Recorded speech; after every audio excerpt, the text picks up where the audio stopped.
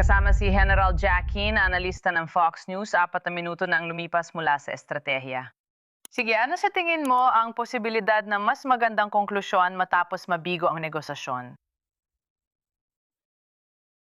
Oo.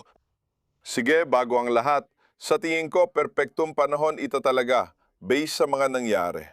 Malinaw ang kalamangan ng Iran nang isinara nila ang Hormuz at nang deklara ng tigil putukan ng gobyerno. Talagang gusto nila ang pagtatapos ng digmaan. Kaya nagsimula kami makipag-usap at malinaw na nagbigay ng malinaw at tiyak na mga tagubili ng Pangulo sa kanyang mga negosyador. Gusto niya lahat, pero di niya palaging nakukuha. Kaunti lang ang ikinagulat ko sa mga Iranian. Sa tingin ko, nagkamali sila ng kalkulasyon dahil sobra nilang pinahalagahan ang kahalagahan ng kipot ng Hormuz at ang pagkontrol dito. Naiintindihan natin lahat ang kahalagahan nito sa rehiyon at ang epekto nito sa pandaigdigang ekonomiya. Naintindihan. Sa tingin ko, akala nila mas malaki ang epekto nito sa presidente at grupo niya, kaya inaasahan nilang bibigay tayo at magkakompromiso dahil akala nilang nakuha na nila tayo. Pero kabaligtaran ang nangyari. Ganap na kontrol sa kipot, pero hindi ganon ang nangyari. Lagi ako nagtitiwala sa presidente. Siya ang pangunahing proteksyon dito at hindi gagawa ng masamang kasunduan. Iyan ang katotohanan. Tungkol sa hinaharap natin ngayon, tama ang desisyon na ito. Nawala natin ang sigla ng Iran. Iyan ay hindi may kakaila talaga. Nasa oras na tayo ng pagsasakatuparan. May mga barkong dumarating sa kanal na kailangan makipag-ugnayan sa Centricom. Sila ang nagkokontrol ng trapiko at nagsasabi kung saan pupunta at ano ang gagawin. Makikita ng sinumang sumubok ang mga sundalong pandagat sa mga barko.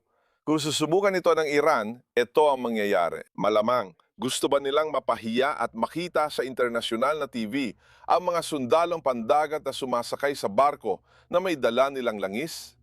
Maaring hindi ito ang punong barko, pero kanila ang kargamento. Nagbabanta rin ang Iran na wasakin ang iba pang mga pasilidad sa daungan. Tiyak, o kaya ay alisin ang produksyon ng langis sa Golpo at ang kakayahan ng Qatar na gumawa ng gas. O maaari rin nilang haba ng laban at maghintay kung ano ang mangyayari sa Estados Unidos, naniniwalang sa huli ay susuko rin ang mga ito. Sa huli, hindi naman umaagos ang langis gaya ng nararapat.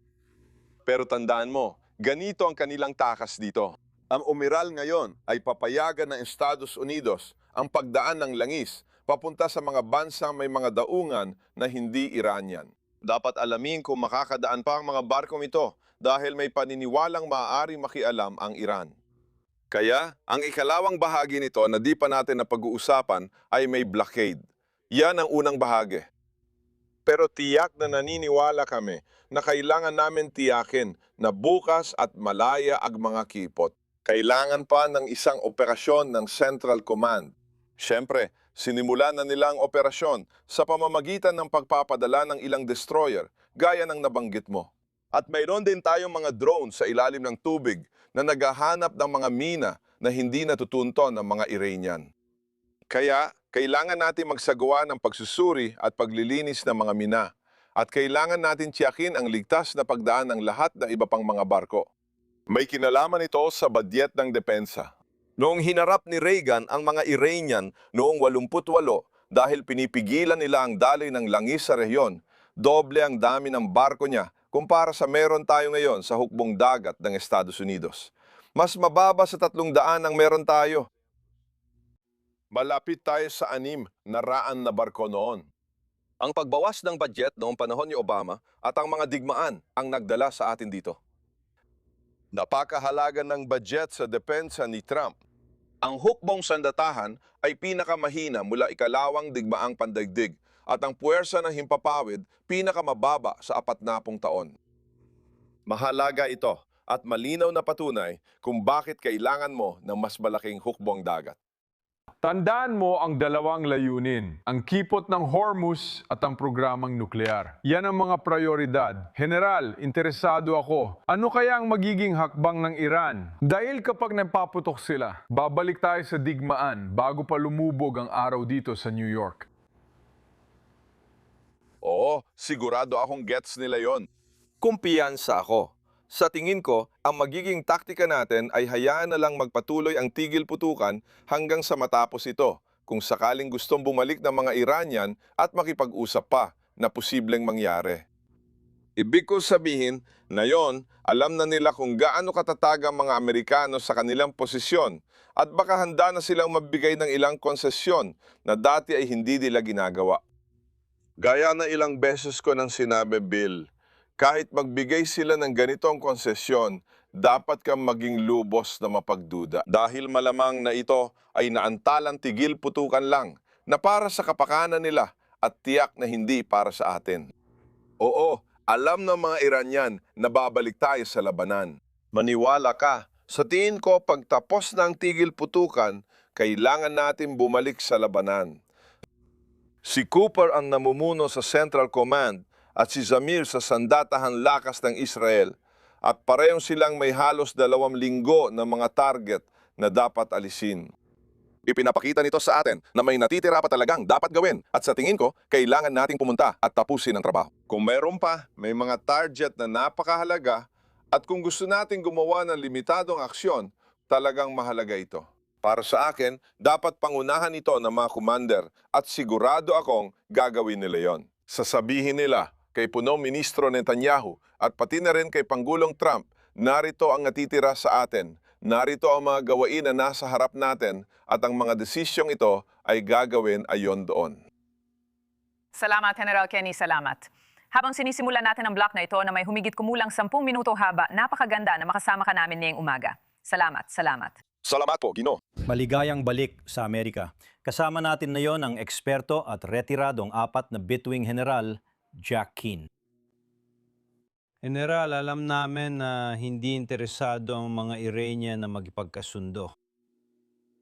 Alam namin na may ilang mahahalagang pulang linya ang presidente ng Estados Unidos na itinakda niya mula pa simula.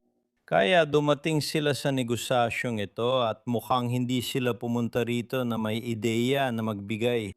Ano sa tingin mo tungkol sa lahat ng ito? Sa tingin ko, malamang na dumating sila na may ideya na dahil sa pressure sa kipot ng Hormuz, magbibigay tayo ng ilang konsesyon at susunod ng kaunti sa gusto nila. Sa tingin ko, masyado silang walang muwang.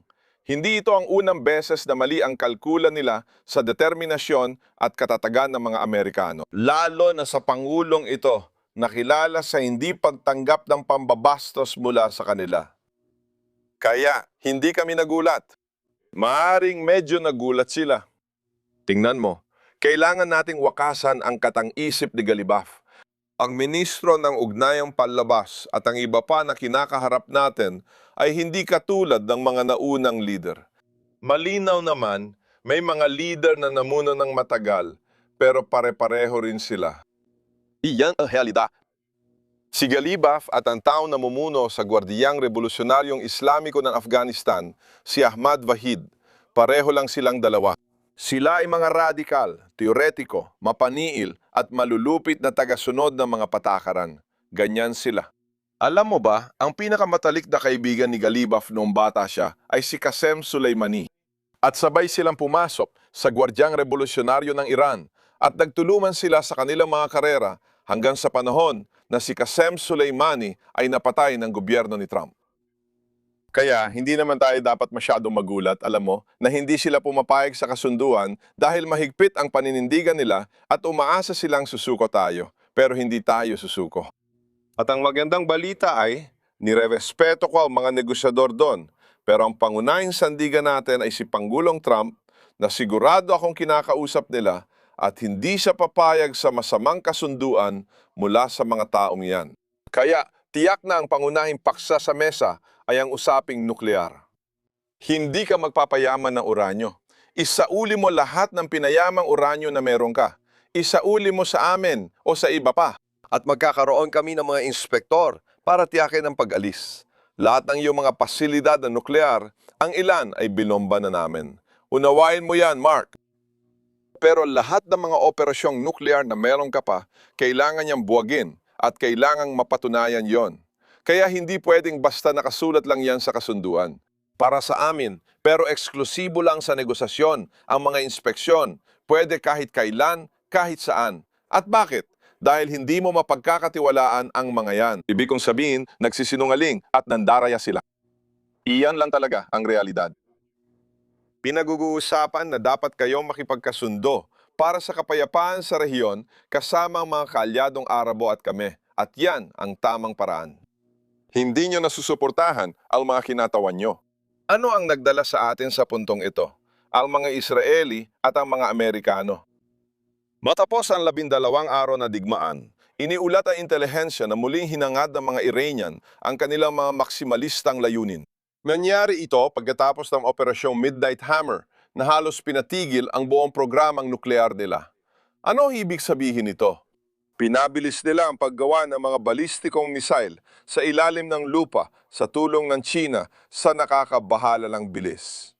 Naalarma ang intelihensya at agad na ipinagbigay alam ito kina Netanyahu at pati na rin sa ating presidente. Sinimulan nila Mark na ilipat ang pera sa pamamagitan ng mga proxy network daan-daang milyong dolyar. Binago nila yon. Aling mga sentral na bangko ang ginagamit nila? Pinapadaan nila ang pera sa Istanbul bilang huling transit point. Kaya, hindi nagbago ang suporta at determinasyon nilang gamitin ang mga proxy para tuluyang sirain ang Estado ng Israel, ni kaunti.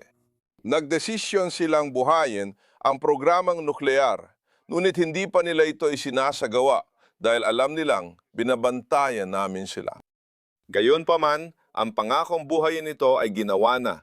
At kapag pinagsama mo ang lahat ng ito, pati na rin ang malaking pagtaas sa pagdevelop ng mga drone, alam naming oras na lang ang hinihintay bago magkaroon ng kakayahan ng rehimen sa sandatang nuklear at gamitin ang dati nilang paraan ng panggugulo sa rehiyon. Kaya, ang malinaw na pananaw ng punong ministro at ng ating Pangulo ng magkasama ay nagsabi, tama na, talagang tama na. Kailangan nating habulin ito at tapusin na, tuluyan na, at dito na tayo ngayon.